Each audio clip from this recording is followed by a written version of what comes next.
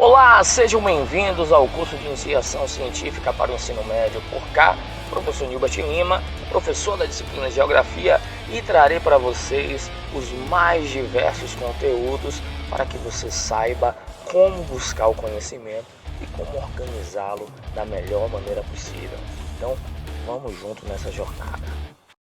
Na aula de hoje veremos sobre a introdução à pesquisa científica, os tipos de pesquisa e a história evolutiva da pesquisa científica ao longo dos anos. Inicialmente eu vou deixar uma pergunta no ar para vocês. Será que a pesquisa científica é a mesma pesquisa que a gente costuma fazer no Google, pesquisando algum tema ou assunto de importância para a gente? Na ciência, para se evitar equívocos ou propagação de informações inverídicas e estudos controversos, é necessário uma rigorosidade na pesquisa científica.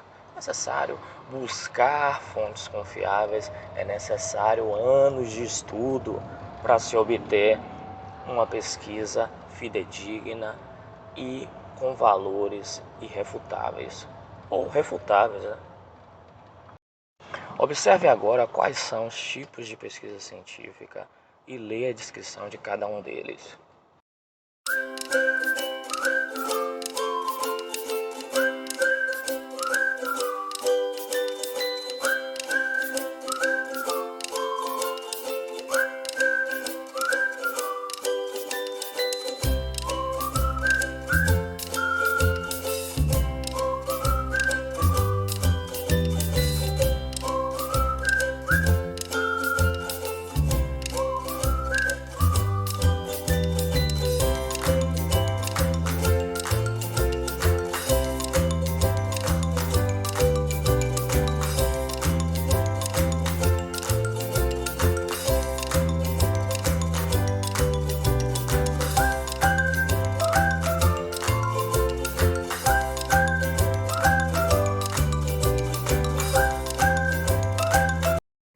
Agora vejamos como o especialista descreve a evolução histórica da pesquisa científica ao longo dos anos.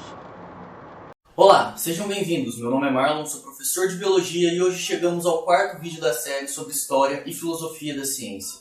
Nós já discutimos sobre as origens da ciência moderna, os objetivos da ciência e como avaliar teorias científicas. E nós vimos que para que uma teoria científica seja construída, é necessário um método, que a gente chama de método científico. Mas como é que esse método surgiu ao longo da história? É sobre isso que a gente vai conversar hoje. Se você ainda não é inscrito nesse canal, por favor se inscreva e compartilhe, que assim que surgirem novos vídeos você será avisado. Além disso, sua inscrição me motiva a produzir mais esse tipo de conteúdo.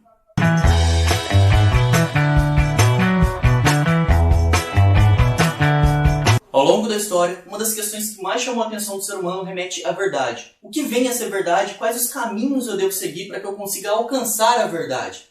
Obviamente, isso remete diretamente à validade da investigação científica. A investigação científica, conforme já mencionado, se dá através de um método chamado método científico.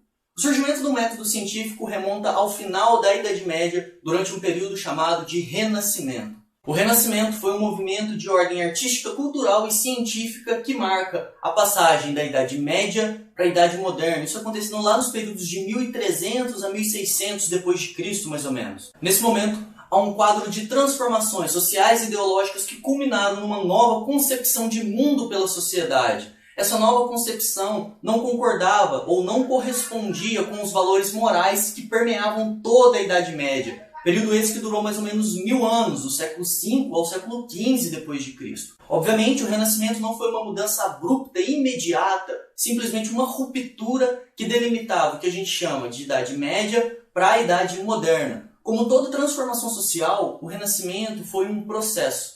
E eu vou deixar um link aqui na descrição explicando mais um pouco sobre esse período, caso você tenha interesse. Nesse contexto de transformação da concepção de mundo daquela sociedade, as pessoas passaram a buscar um conhecimento que transcendia as barreiras medievais, indo de encontro a trabalhos lá da antiguidade de grandes pensadores como Aristóteles e Ptolomeu. E a partir desses trabalhos, uma nova comunidade científica mais ampla ia se consolidando. Com Roger Bacon lá no século XIII, Francis Bacon no século XVI e XVII mais ou menos, um novo método mais sistemático de compreender a natureza ia ganhando mais corpo. Roger Bacon foi um frade franciscano que buscava o fim da aceitação cega das ideias que permeavam a história do pensamento até então, como por exemplo as ideias de Aristóteles, que eram tidas como verdadeiras sem nem mesmo serem colocadas à prova. Bacon foi um dos primeiros a defender a experimentação como fonte de conhecimento, sendo responsável pela base do que mais tarde chamaríamos de empirismo. Francis Bacon fixou as bases do que mais tarde Descartes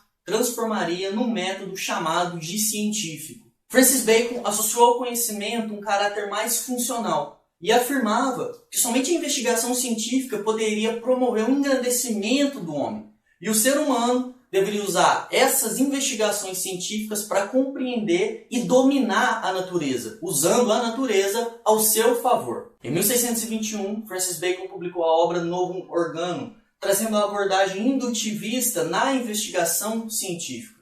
O raciocínio indutivo consiste em você partir de premissas particulares e a partir de várias observações particulares você concluir uma verdade geral, uma verdade universal. Por exemplo, vamos imaginar que a gente se sente de frente para um lago durante um ano. E durante um ano a gente observe 1 milhão de cisnes. E todos os cisnes que a gente observou durante esse um ano são brancos.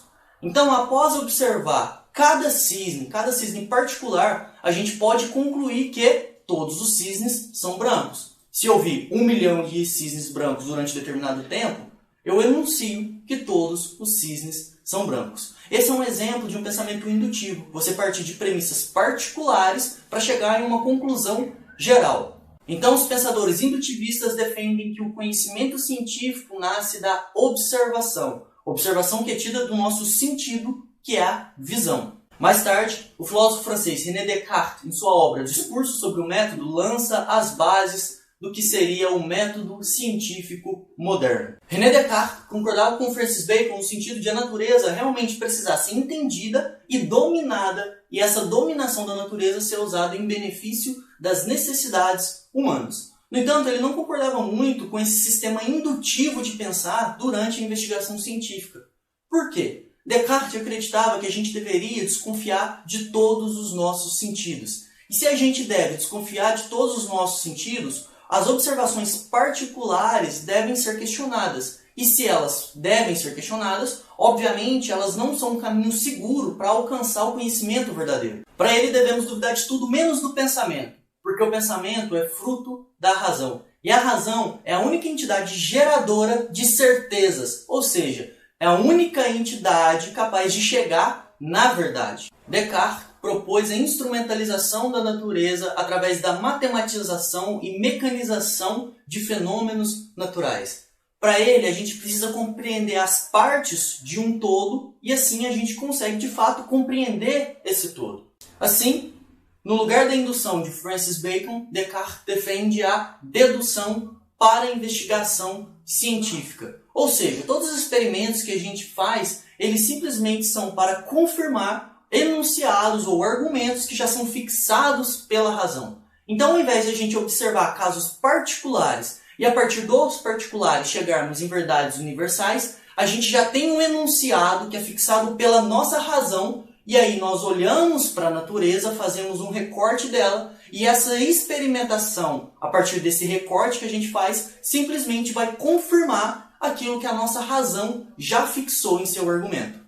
O método científico de Descartes predominou até o início do século XX, ficando conhecido como determinismo mecanicista. Após Descartes definir esse método científico, um pensador chamado Auguste Comte tornou esse método mais abrangente. Esse pensador formulou uma corrente chamada de positivismo. Para ele, ao longo da história, o conhecimento humano e os caminhos que o ser humano tomava para explicar a natureza seguiu uma linha evolutiva. Inicialmente, a gente explicava a natureza a partir dos mitos, ou seja, são histórias partindo de fenômenos naturais carregadas de símbolos que explicavam a natureza. Então, se a gente vê um raio no céu, a gente explicava que esse raio era Zeus bolado jogando raio em todo mundo. Para Comte, depois que a gente superou a explicação mítica, a gente chegou na metafísica, em que a gente busca explicar as questões concretas materiais com questões transcendentes a própria realidade. E após superar a metafísica,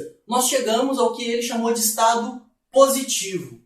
Por isso o nome da corrente é positivismo. No estado positivo, segundo esse pensador, o ser humano não buscava mais as causas dos fenômenos, mas sim comprovar as leis definitivas e verdadeiras da natureza. Para ele, um cientista, quando aplica um método de forma clara e neutra, ou seja, se afastando do objeto de estudo, o ser humano consegue de fato compreender e traduzir a natureza. O positivismo defende que a única forma de conhecimento verdadeira e legítima é o conhecimento científico dado a partir de um método. Para os positivistas, a gente só pode afirmar que uma teoria científica é verdadeira e é científica se ela for comprovada, se a gente conseguir provar que ela é verdadeira. Mas aí, no século XX, surge um outro pensador chamado Karl Popper, que vai mudar um pouquinho essa maneira de ver o mundo. Eu vou parar esse vídeo por aqui e eu vou continuar essa história no próximo. Portanto, se você chegou até aqui, muito obrigado. Deixe seu like e se inscreva. Até a próxima. E aí, gostou da aula de hoje? Durante o curso teremos muitas outras aulas e muitas discussões sobre esse conteúdo que é de uma infinidade de conhecimentos, beleza? Então, para fidelizar o seu conhecimento, clica na descrição desse vídeo e faça a atividade proposta para a aula 1. Tamo junto, até a próxima.